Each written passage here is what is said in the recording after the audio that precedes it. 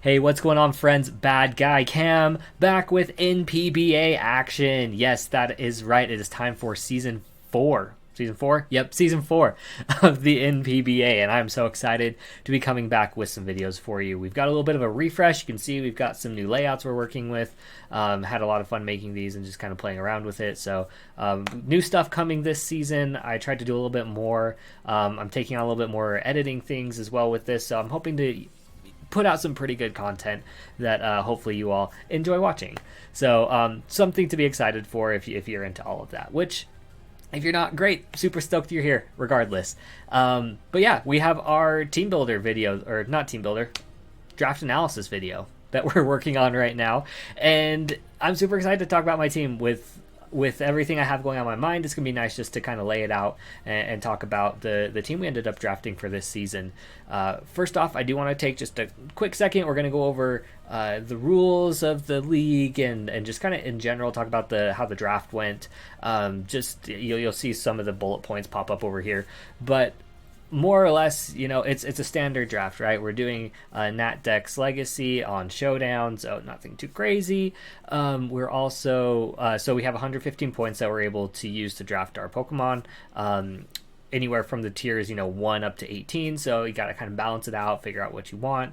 We had to draft 11 Pokemon, which was different from last season where we had kind of a range from 10 to 12. I personally kind of like the set number. It kind of forces you to make some decisions of, are you going to take some super strong Pokemon and right up front, and have some of the lower tiers just like and hit some of those like value picks in the lower tier, or do you kind of spread it out across all of the tiers and see what you can get best value within each tier? I personally like that a little bit better, and I think we actually got some really good picks this season. So basics of the draft, yeah, I guess I should really touch on just a couple of the other little rules. So we're allowing all the items except for Flying Gem and Berserk Gene, and we're allowing cut moves except for Pursuit and Hidden Power, because Hidden Power sucks. I hate it.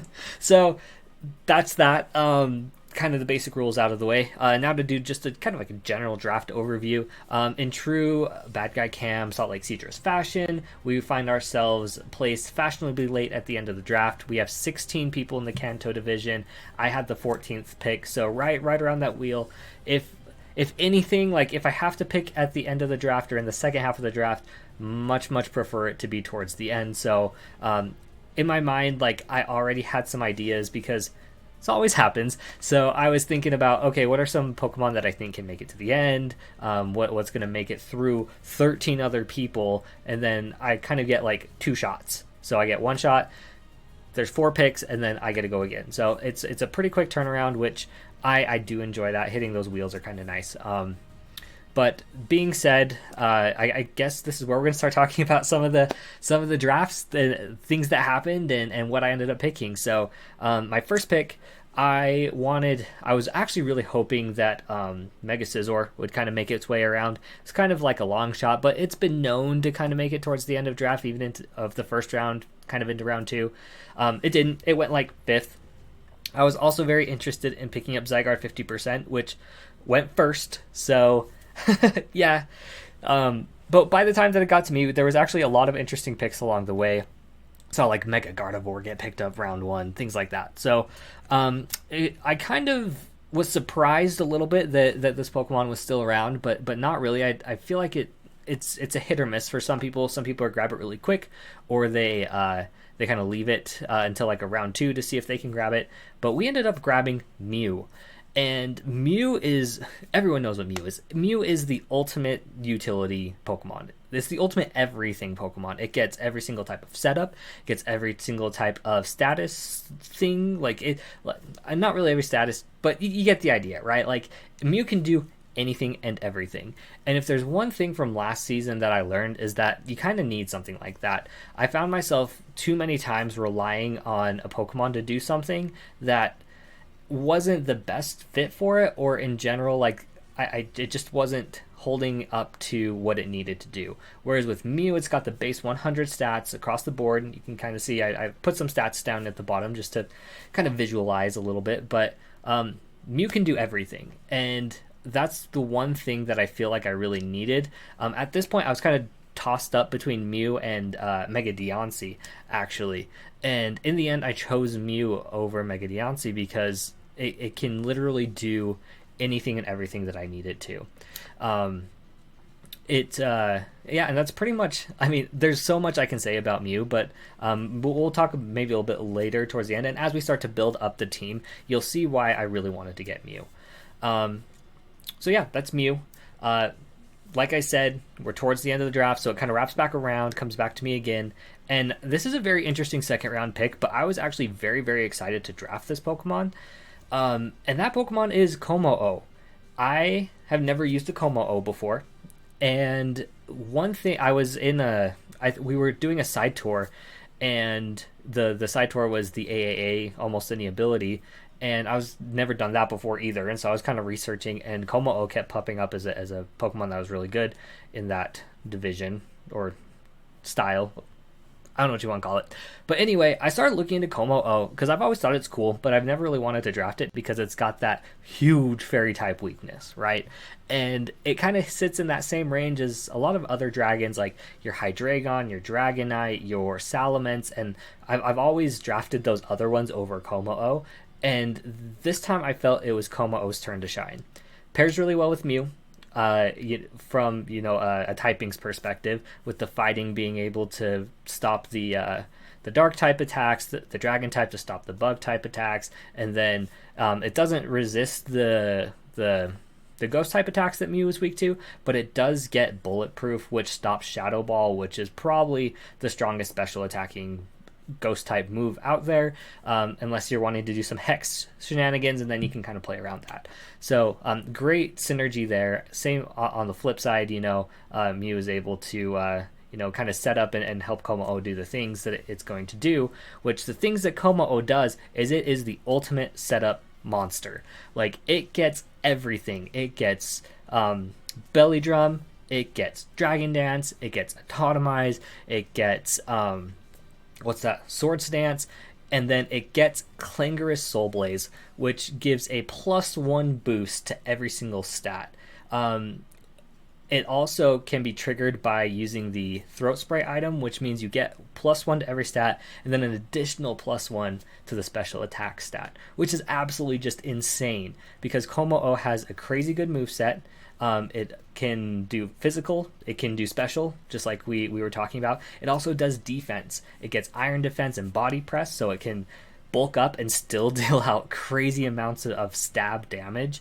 And it can also do, some more utility things like Stealth Rock, run it a bit more defensively like that, get Drain Punch, get a little bit of health back. So I am super, super excited to use ComaOh this season, and I kind of tried to build the team around ComaOh in a way to try to let it succeed a little bit better. Very interesting Pokemon to build around, I know, but I'm actually very, very excited for ComaOh this season, and I think it's going to do some really, really great things.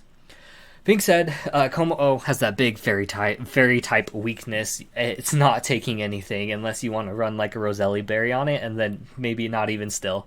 But we needed some ways to play around this defensively, and I had the perfect pick. And I knew that if I waited too long, because at this point it's got to go all the way back around the draft, right? So it's got to do, how many picks is that? Like 28 picks or whatever that is before it comes back to me. And at this point, I was like, as it came back around, I knew I had a couple Pokemon in mind, and there was one that I knew I needed to grab first. And that Pokemon is Mega Agron. Mega Agron is an absolute beast. I think it's one of the most highly underrated Megas. It does so many things. Like, first off, it's got a defensive stat of 230, which is just insane. Like, this thing is such a huge tank. If this thing got like reliable recovery, which is, I can say, is probably like the biggest weakness that it has, this thing would absolutely be unstoppable. It's got the filter ability, which negates, or it makes super effective attacks hit a little less effectively than if they were regular super effective. So instead of double damage, it's only 1.5. So it's allowed to take, fighting type moves, fire type moves, ground type moves, all of that a little bit better. And it's the perfect defensive matchup for ComaOh because it is resistant to it resists fairy, dragon, and flying, and psychic, which are all the things that ComaOh is weak to. There's probably another one that I'm missing, but all of the main things that ComaOh is weak to, Mega Agron resists. So I think that is just such a perfect pairing. Mega Agron does a lot of cool things, has great coverage. It got stealth rocks. It can curse up. It can, it's got things like Thunder Wave as well. So yeah, pretty cool mon. Very excited about what Mega Agron can do, and I really knew I needed this on the team. The next thing I was thinking is, okay, what can I do to help support ComaOh out a little bit better? If we're going to be, trying to get him in, do some damage, and maybe he's going to take a hit or two, right? So how are we going to get him healed back up outside of maybe like running Drain Punch? And that is where I decided to go for Sylveon. Sylveon is a wonderful Pokemon. I've used Sylveon multiple times in draft, and if anyone from NPBA sees this, they know that I love myself a great Wish Passer, preferably an Evolution. I think in every season so far, I've either drafted like Vaporeon, Umbreon, something that does exactly what Sylveon does, where it can be a cleric and send off witches. It can heal bell. It can baton pass into a Pokemon that's gonna do some damage after that. So it's got that. What's the word I can't think of the word. It's like a U-turn, right? That's not doing anything except for just flipping out. Initiative, that's the word. So yeah, Sylveon, really great, has an awesome ability in Pixelate where those hyper voices can hit super hard. I think that's one thing that Sylveon does a little bit better than like an Umbreon or a Vaporeon that I've used previously, is it has a really pretty decent special attack stat, but with that hyper voice and then some of the other coverage moves it gets, like it now gets Mystical Fire, it gets Psychic, Psyshock, Shadow Ball, stuff like that, where it can actually run some really great offensive sets as well. With that 110 special attack stat, it's also got so much bulk with that 130 defense stat. On the physical side, a little less so. It's got 65, but with that 95 HP, if you're running some defense there, it can shut down a lot of different mons. So the idea of Sylveon is, it's a dragon immunity, right? It pairs up super well with Mega Agron because, resist poison as well, and a steel type. ComaOh is going to be able to hit those steel types super hard, and Sylveon is able to act as a cleric, wish, heal bell if it gets status, and really just be able to support ComaOh, even Mega Agron and Mew to an extent, in being able to handle whatever's coming our way. So these were the first 4 mons that I had gone for, and at this point I was very happy with my draft. I had kind of gotten everything I wanted to up to this point. I mean, obviously you've got that first pick where you never know where it's going to land, and then once you get that first pick, you can kind of start to build out where you want to go next. So I had these 4, and my next thought was, just kind of looking at my team, there was a couple ways I could go. First off, I knew I needed a little bit more initiative right now. Mew can U-turn and flip turn and volt switch. Pretty much everything. Again, it's Mew. And Sylveon can baton pass, but I'm going to need a little bit more switch initiative. That was one thing I was missing quite a bit of last season, where if you watched last season, I had Talonflame and Azera Aura, and those are my only 2 ways of kind of switching in and out without having to predict or take some pretty heavy hits, trying to get into things that could, do something. Ended up having to sacrifice Pokemon a lot. Rest in peace, Mega Venusaur. I'm sorry I had to sacrifice you so many times. So at this point, I'm like, okay, I probably need a little bit more bulk. I probably need a little more switch initiative. The other thing I'm going to need is a little bit of speed, because right now, like, ComaOh, for as great as it is, base 85 speed isn't that great. Mew is kind of our top at 100. Mega Agron's slow at 50, and Sylveon's at 60. So I was kind of looking for something a little bit speedier, and I was originally kind of thinking Weavile, but Weavile got picked before as it was coming back around. So that was kind of off the table. But then I decided to go for that more bulk, and at this point I decided I needed another defogger as well. So we went with Firebird Moltres. Can't even talk right now. I'm just saying so many things. But anyway, we have Moltres here. Super fun mon to use. It's got really great stats, and with the introduction of heavy duty boots in this generation, really has made Moltres super viable. Even more so within the DLC, getting some really cool moves like Scorching Sands, giving it that ground type move that can hit those rock types that are coming in to try to hit my Moltres quad effectively. So Moltres got some really fun things, makes it much more viable this generation. Really strong defogger. It's got really great defensive stats across the board at 90, 90, 85. But where it's also very surprising is it has that 90 speed, which hits a really great speed tier. It's not quite as fast as I wanted this pick to be, but we'll take care of that for a later pick. But the other really cool thing about Moltres is it has a base 125 special attack. So not only can you be running it defensively, but it's also going to be hitting super hard naturally. So you can run Fire Blast and Hurricane and really chunk some mons while still doing the things that you do, like, U-turn. We have our pivot.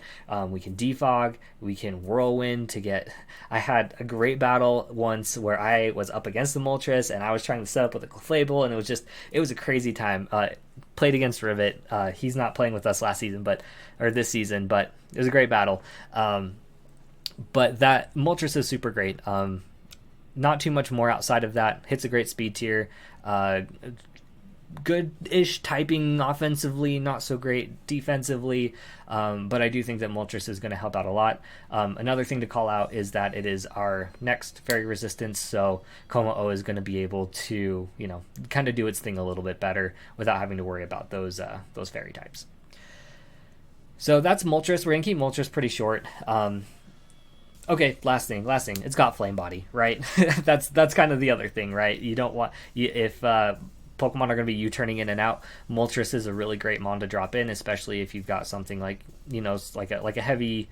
Like a quick physical attacker... First thing comes to mind is like Staraptor, right? If it's, going to go for U-turn, Moltres comes in, boom, Flame Body goes off, burned. And it's pretty cool. Doesn't happen as much as I want to for me, but it happens against me all the time. So hoping to get a little bit of that luck this season. So that's it. We're going to call Moltres there. And now we're going to talk a little bit about the next mon we picked, who is Zurud. I've never used Zurud before. It's a very new mon to drafting. It's one of the newest mons in Pokemon in general. But one thing that really impressed me with Zurud was its stat distribution. Kind of crazy how bulky it is with a 105, 105, 95, on top of having a 105 speed and a 120 attack, and then your special attack's at 70, which... not great, but I mean, when you have other stats like that, completely understand why. Biggest reason I grabbed Zurud was because it's a dark type, right? So right now, Mew is kind of sitting there like thinking ghost types aren't going to be that great. We have ComaOh and Sylveon for dark types, but getting that ghost type resist was pretty important to me right here. Yes, it does have the quad weak to fairy, to bug, which is kind of annoying, but if you look at the rest of the team, Mew is also weak, but then ComaOh, Sylveon, Agron, and Moltres all resist bug types, so I think we're doing pretty good there when it comes to coverage for typing. But yeah, Zurud is a very interesting pickup. Like I said, I haven't used it before, so I don't really know exactly what it does. But I do know with that attack stat, it's got some pretty decent options for setup with like bulk up, and then it's also a good choice band, choice scarf user. Base 105 speed it's pushing up my spear tiers up a little bit. So now this is fasting on the team. It gets its signature move, Jungle Healing, which gives it a little bit. It's not quite like like a soft boiled or a recover or anything like that, where it's going to give you 50%. But the cool thing is 25% plus heal statuses, so burns and things like that aren't going to be as big of a deal. Even toxic if it's trying to sub setup. Whatever it is, I think that's a really cool move. We're going to see how it goes. The one thing I can say about Zurud that I am kind of disappointed in is that it does not get knockoff. At this point, I'm kind of lacking a good knockoff user. But at the same time, I do think that having the grass and dark stab is going to be super beneficial to kind of break down some of the things that up to this point I don't think we can really break through. Most notably, I'm pointing out like those bulky water types. I think Zurud can really help out on that front. So that's Zurud. We're gonna call Zurud there. So at this point, you know, we've kind of had our third go around the wheel. So we grab Moltres and Zurud. So now again, we have to wait all the way as it comes back or away in the back, however you want to say that. And at this point, I was kind of looking at the team. We've got a bunch of really great stealth rockers, but you can never have too many, right? And that's not the reason I grabbed this mon, but we're going with Mudsdale because I love Mudsdale. Mudsdale is such a good Pokemon. First off, it's a ground type, right? So we're getting our electric immunity. One thing that I highly value in Draft League is a good ground type, or at least some sort of way to stop volt switching, because if you get something like, you know, like a Tapu Koko flying around with volt switches with no way to stop it, it can get super hairy super quick. So I always grab a good ground type, and I feel that Mudsdale is one of the best good, like, lower mid-tier ground types that you can possibly get. It's got a crazy good defense with 100 and 100. Let me double check. Yep, 100 and 100, base 125 attack, and it's got the stamina ability, which is going to be boosting its defense every time it gets hit, which makes it a great assault vest user. It makes it a great leftover with like Stealth Rock Toxic. It gets some really great coverage in the way of gets like Rock Slide, Heavy Slam, Close Combat. I'm probably missing a couple, but those are kind of the main ones that I usually run on it. Very, very good mon. Takes some hits really, really well. I can't say, you know, it's pretty straightforward in what it does, but it can run some interesting things, and you can't assume that it's going to be defensive every time, because you could easily run it max attack adamant. And if we saw anything from Donphan last season, that can actually put in quite a bit of work. So Mudsdale is our mon that we went for next. At this point, I'm trying to figure out what holes I need to fill. And one thing I'm noticing is my team's kind of slow. We're starting to get like a few faster mons on, but like Agron, Sylveon, even like what we could talk about, ComaOh is not super fast. Zurud and Mew are kind of like the top tier right now, 100, 105. That's okay. So the mon I picked up next was kind of meant to help things to set up and to hit a better speed tier. So that mon is Galvantula. Galvantula is a mon I am not too familiar with. I've never really used it in a draft league before, but I do know what it does, and that is be fast. It can hold a focus, or a not focus band, focus sash. Couldn't think of that for a second. It holds a focus sash, sets up a sticky web. It's got compound eyes as its main ability, so you can hit thunders. I've seen it be run scarfed. I've seen it be run specs. It can volt switch in and out. It's got that 108 speed tier, so we're kind of building up that speed tier a little bit more. And overall, I'm very interested to see how Galvantula works with this team, because I do think that it could set up some potential for ComaOh again, give some potential for Mew, heck, even Sylveon if we're running like a speedier offensive version. Setting up those webs is pretty big. I'm very, very much a fan of using webs. Where applicable, right? It's not going to always work. It's not always going to be the best strategy, but just having that option available is really great. And having a fast electric type on your team never really hurts. So I think that's pretty much all I'm going to say about Galvantula. It's going to be interesting. I feel like that might be one of our hit or miss mons for the season. I really, to be completely honest, I wanted Vikavolt here, but Vikavolt was already gone by this point. I love Vikavolt, one of my favorite mons in draft. I think it's where Galvantula has speed. Vikavolt has a little bit more longevity with like Roost and a little bit better defenses.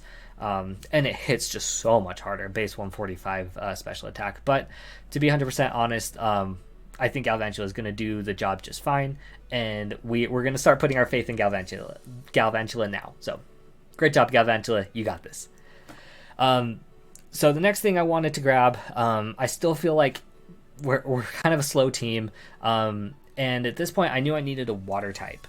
So I was kind of looking at the board, trying to decide what I needed, and there were two mons that kind of came up. One was Barraskewda, and one was Intellion. So I have these two mons on the board doing very similar things. So like you have Barraskewda, who's like that fast physical attacker with some good coverage, and then you have an Intellion who's also a fast special attacker with decent coverage, right? So the biggest difference was like Barraskewda was like 12 points and Intellion was 8 points. So that's why we went with Intellion. One other thing to point out here are at this point our special attack.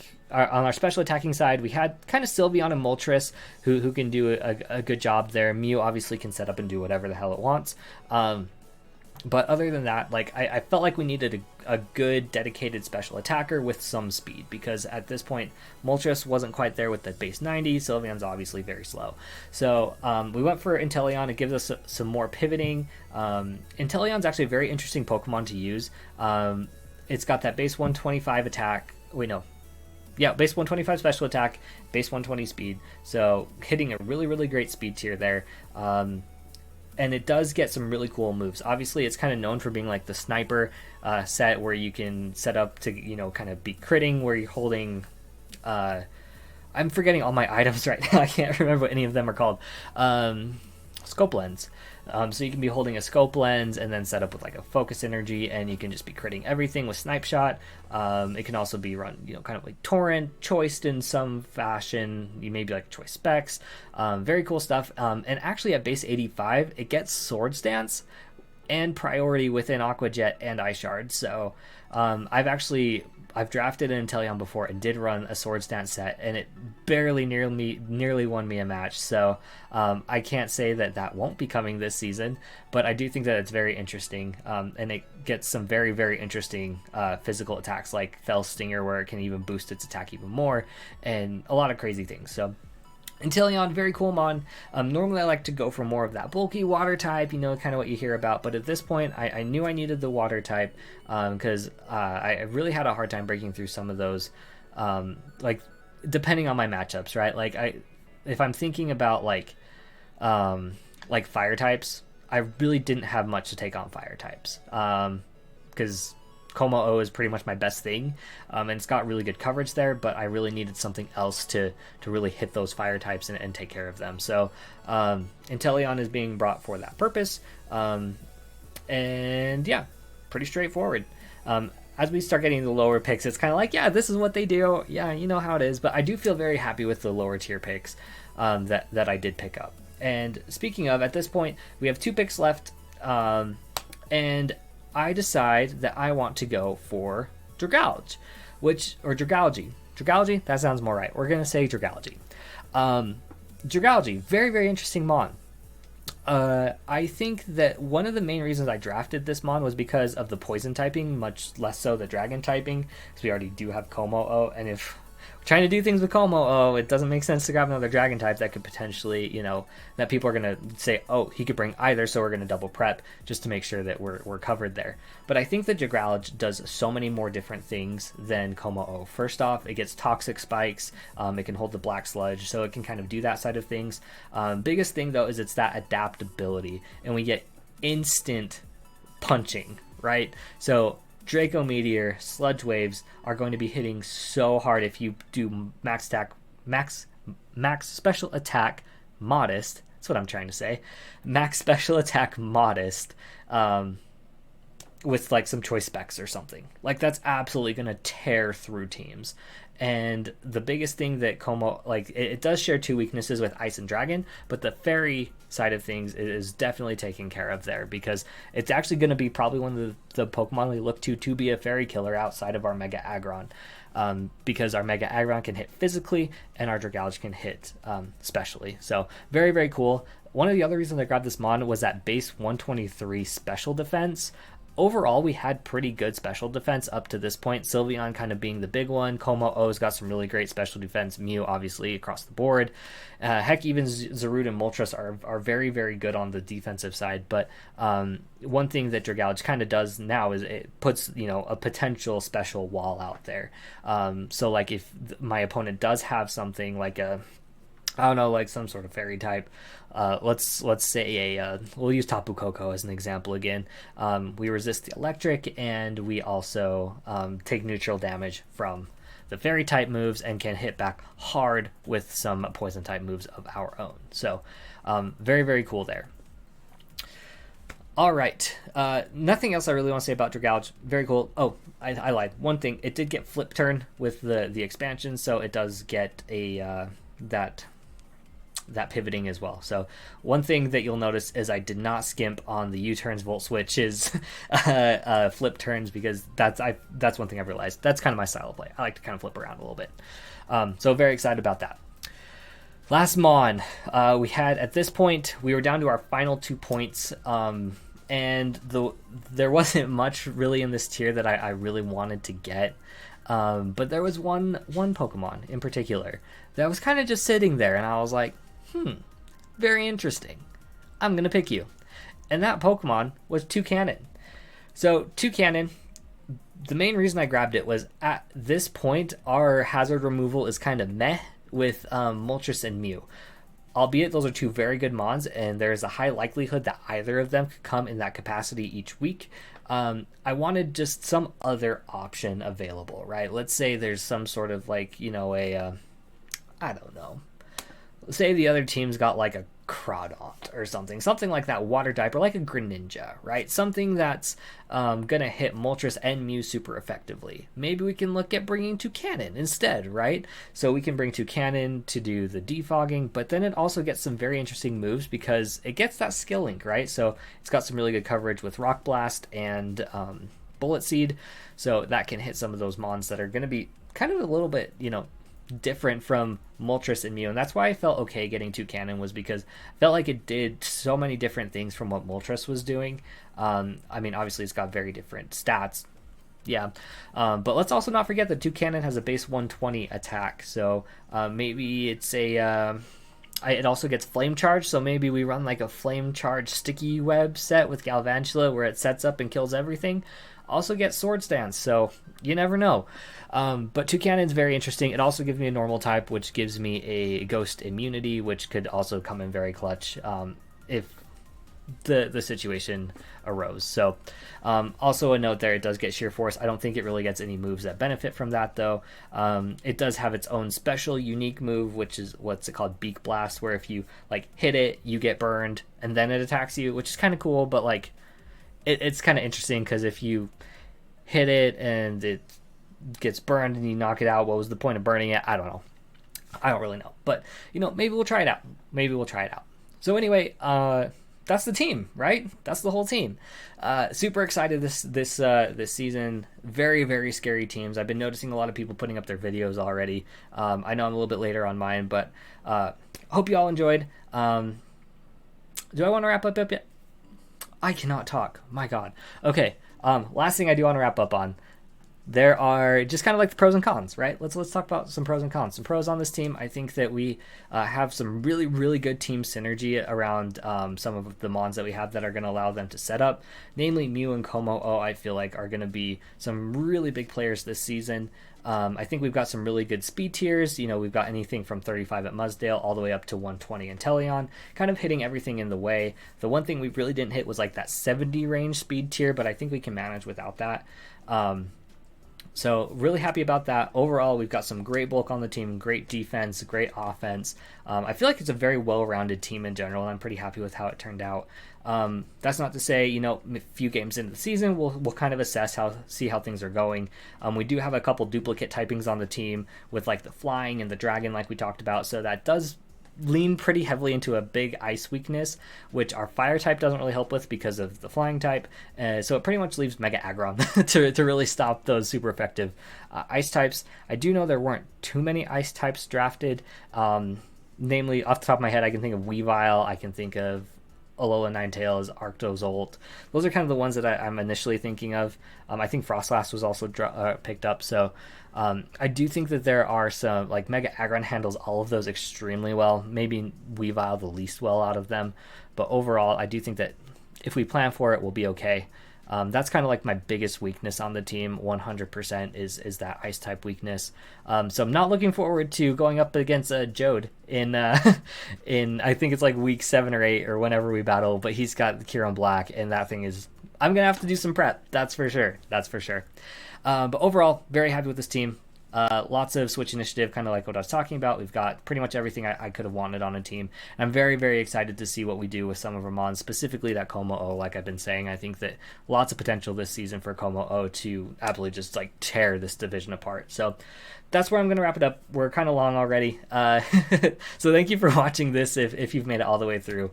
But very, very excited for this season. Keep an eye out. We'll be having battles coming up every week. Again, I'm going to throw that caveat on of, should work get crazy or, life starts happening, because we all know life can do whatever, whenever.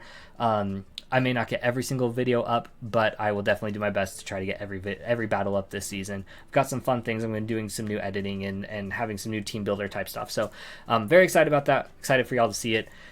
But that is it. Thank you so much. Excited to be battling you, to be sharing this with you all, whoever's watching this. Very much appreciate it. I think that's where we're going to be wrapping it up. So keep an eye out. We've got the first battle will be, I think my first battle is this weekend. Technically not due till the next weekend, but then it's going to be every week from there on out. So keep an eye out for those videos coming up soon. Thank you, everyone. I appreciate you watching. Goddamn, I got to just stop. Okay, thanks, everyone. See you later.